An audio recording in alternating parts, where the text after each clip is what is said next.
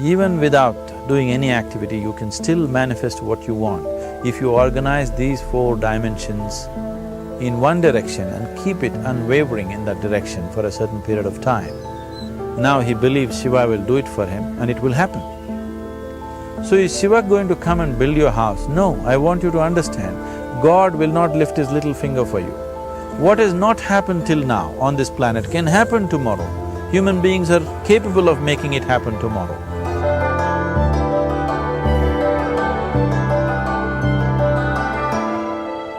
Everything we as human beings have created on this planet was essentially first created in our minds. All that you see, which is human work on this planet, first found expression in the mind, then it got manifested in the outside world. The wonderful things that we have done on this planet and the horrible things that we have done on this planet, both have come from the human mind. So if we are concerned as to what we create in this world, it's extremely important that first of all we learn to create the right things in our mind, how we keep our minds. If we do not have the power to keep our minds the way we want it, what we create in the world is also going to be very accidental and haphazard. So learning to create our minds the way we want is the basis of creating the world the way we want. There is a wonderful story in the yogic lore. On a certain day, a man took a walk. He went for a long walk. Accidentally, unawares, he walked into paradise. Fortunate, isn't he? He just took a walk and he landed up in paradise. After this long walk, he felt little tired. So he thought, oh, I'm tired, I wish I could rest somewhere. He looked around, there was a nice tree, underneath which there was very cushiony grass. So it was inviting. He went and put his head down there and slept. After a few hours he woke up, well rested, and he thought, oh, I'm well rested, but I'm feeling hungry, I wish I had something to eat. And he thought about all the nice things that he ever wanted to eat in his life. And instantly, all those things appeared in front of him. You need to understand, there the service is like that. Hungry people don't ask questions. Food came and he ate. Stomach became full. Then he thought, oh, my stomach is full, I wish I had something to drink. All the nice things that he ever wanted to drink, he thought about it and all of them just appeared in front of him. Drinking people also don't ask questions, so he drank. Now with a little bit of alcohol in him, you know Charles Darwin told you, all of you are monkeys, your tail fell away. Not me, Charles Darwin told you that you were all monkeys and your tail fell away and then you became human. Yes, definitely the tail fell away. But the monkey, in yoga, we always refer to an unestablished mind as markata, which means a monkey. Why we are referring to the mind as a monkey is, what are the qualities of a monkey? One thing about a monkey is, it's unnecessary movement. And another thing about the monkey is, if I say you're monkeying somebody, what does it mean? Imitation. Monkey and imitation have become synonymous. So these two essential qualities of a monkey are very much the qualities of an unestablished mind. Unnecessary movement, you don't have to learn it from the monkey, you can teach it to the monkey. And imitation is full-time job of the mind. So when these two qualities are on, a mind is referred to as a monkey. So this monkey became active within him. He just looked around, thought, what the hell is happening here? I asked for food, food came. I asked for drink, drink came. There must be ghosts around here. and ghosts came. Oh, the ghosts have come, they're going to surround me and torture me, he thought. Immediately the ghosts surrounded him and started torturing him. Then he started screaming in pain and said, oh, they're going to kill me, and he died. Just now he said he's a fortunate being. The problem is he was sitting under a kalpavriksha or a wishing tree. He asked for food, food came, he asked for drink, drink came, he asked for ghost, ghost came, he asked for torture, torture came, he asked for death, death happened. Now don't go looking for these kalpavrukshas in the forest. You can barely find a tree these days. A well-established mind, a mind which is in a state of samyukti, is referred to as a kalpavriksha. If you organize your mind to a certain level of organization, it in turn organizes the whole system. Your body, your emotion, your energies, everything gets organized in that direction. Once all these four dimensions of you, your physical body, your mind, your emotion and the fundamental life energies are organized in one direction, once you are like this, anything that you wish happens without even lifting a little finger actually.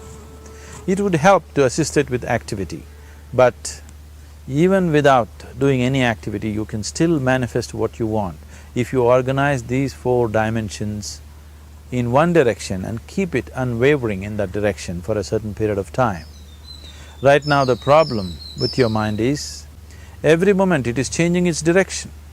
It is like you want to travel somewhere and every 2 steps if you keep changing your direction, the question of you reaching the destination is very remote unless it happens by chance.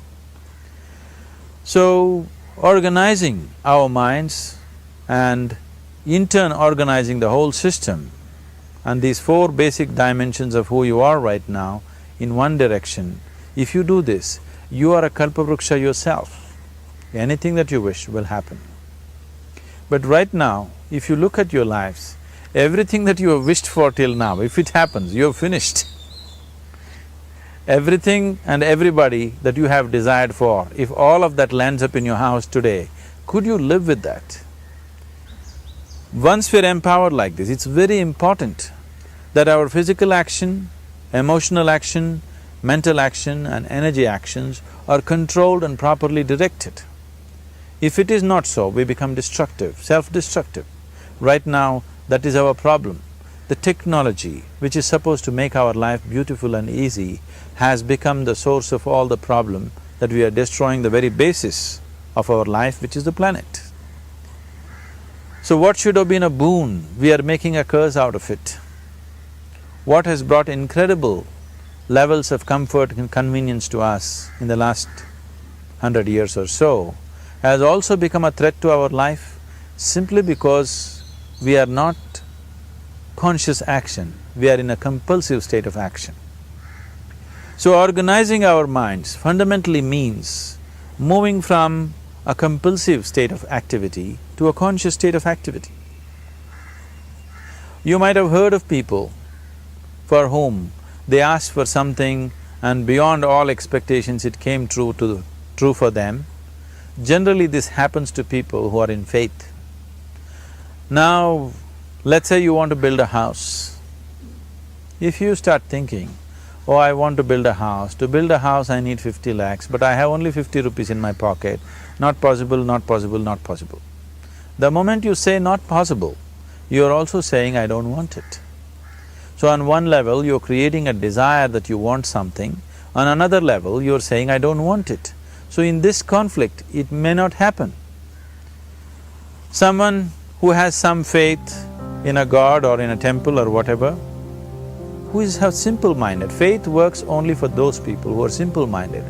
Thinking people, people who are too much thinking, for them it never works. A childlike person who has a simple faith in his god or his temple or whatever, he goes to the temple and says, Shiva, I want a house. I don't know how, you must make it for me.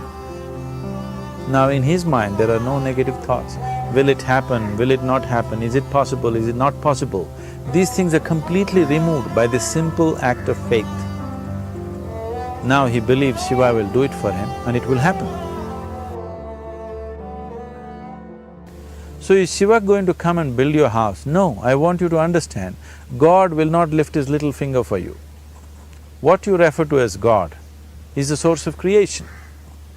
As a creator, he has done a phenomenal job, there's no question about it. Could you think of a better creation than this? Is it in anybody's imagination to think anything better than what is there right now? So as a creator, he has done his job wonderfully well. But if you want life to happen the way you want it, because right now, the very crux of your happiness and your well-being is this, if at all if you're unhappy, the only and only reason why you're unhappy is life is not happening the way you think it should happen. That's all it is.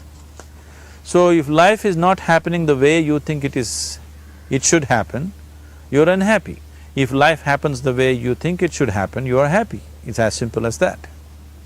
So if life has to happen the way you think it should happen, first of all, how you think, with how much focus you think, how much stability is there in your thought, and how much reverberance is there in the thought process will determine whether your thought will become a reality or is it just an empty thought.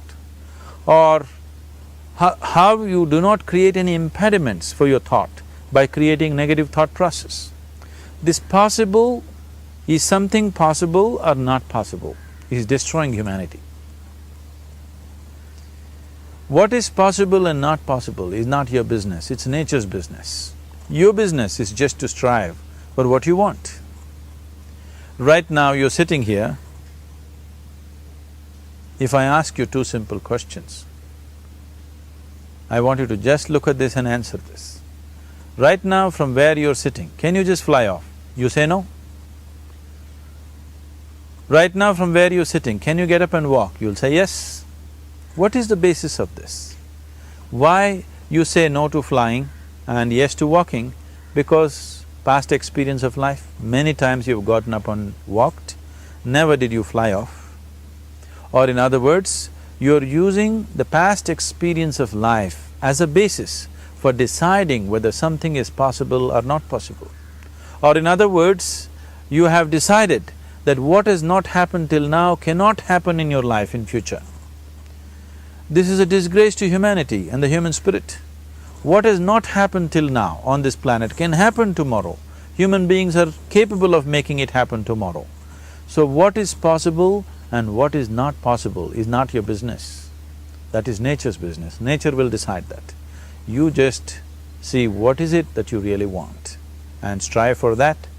And if your thought is created in a powerful way, without any negativity, without any negative thoughts bringing down the intensity of the thought process, the first and foremost thing is you must be clear what is it that you really want. If you do not know what you want, the question of creating it doesn't arise. If you look at what you really want, what every human being wants is, he wants to live joyfully, he wants to live peacefully. In terms of its relationships, he wants it to be loving and affectionate. Or in other words, all that any human being is seeking for is pleasantness within himself, pleasantness around him. This pleasantness, if it happens in our body, we call this health and pleasure. If it happens in our mind, we call this peace and joy. If it happens in our emotion, we call this love and compassion. If it happens in our energy, we call this blissfulness and ecstasy. This is all that a human being is looking for. Whether he is going to his office to work, he wants to make money, build a career, build a family, he sits in the bar, sits in the temple, he is still looking for the same thing. Pleasantness within, pleasantness around. If this is what we want to create, I think it's time we addressed it directly and commit ourselves to creating it. So you want to create yourself as a peaceful human being, joyful human being, loving human being, a pleasant human being on all levels. And do you also want a world like this? A peaceful world, a loving world, a joyful world? No, I want greenery, I want food. When we say a joyful world, that means everything that you want has happened. So this is all that you're looking for. So all that you need to do is commit yourself to creating it, to create a peaceful, joyful and loving world, both for yourself and everybody around you. Every day in the morning, if you start your day with this simple thought in your mind, that today, wherever I go, I will create a peaceful, loving and joyful world. If you fall down 100 times in the day, what does it matter? For a committed man, there is no such thing as failure. If you fall down 100 times, 100 lessons to be learnt. If you commit yourself like this to creating what you really care for, now your mind gets organized. Once your mind gets organized, the way you think is the way you feel, your emotion will get organized. Once your thought and emotion is organized, your energies will get organized in the same direction. Once your thought, emotion and energies are organized, your very body will get organized. Once all these four are organized in one direction, your ability to create and manifest what you want is phenomenal. You are the creator in many ways. That which is the source of creation is functioning within you every moment of your life. It is just that, have you kept access to that dimension or not? Organizing the four basic elements of your life will give you that access. There are tools and technologies to do this. The whole science of yoga, the whole technology that we refer to as yoga is just about this, transforming yourself from being just a piece of creation to become a creator.